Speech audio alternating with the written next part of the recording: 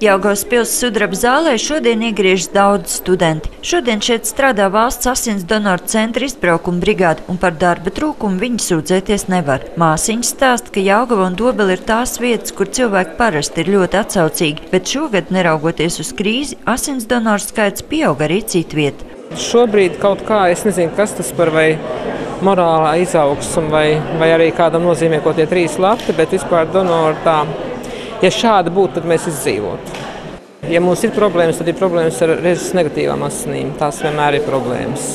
Arī šodien visgaidītākie ir donori ar rezes negatīvo A un B asins grupu. Dažkārt noskaidrojot, ka cilvēks ir viens no tiem 15% iedzīvotāju, kam ir tieši šīs grupas asins, tas kļūst par pamudinājumu kļūt par patstāvīgo donoru. Nedaudz uztrauks tas, ka tā gaidīšana visu laiku rindās jāstāv un tāpēc tā kā būs, bet sākums sarunas būs labs. Vai būs arī turpinājums? Es domāju, ka jā. It sevišķi es tagad gaidu, vai man ir pozitīvs vai negatīvs, un tad jau redzēs, jo negatīvās ir kā vajagot vairāk. Stundas laikā Jelgavas pilī asins nodot iegriežušies 77 cilvēki. Apmēram 10 no viņiem šodien to dara pirmo reizi.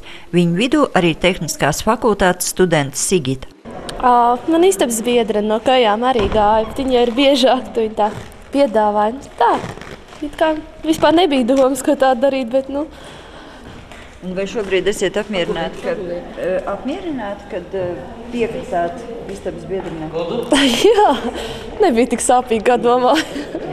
Neraugoties uz to, ka daudz slimnīcas ir reorganizētas un vairs operācijas neveic, pieprasījums pēc donoru asinīm nav samazinājies, tāpēc izbraukuma donoru dienu skaits nav samazināts. Vien rūpīgāk tiek izvērtēts, uz kurien doties. Ja ir izvēle starp tālāk un tuvāk, tad, protams, mēs arī izvēlamies mazliet. Bet tā arī gluži nav, ka mēs aizaudzētu tās staciņas, tas arī nebūtu labi.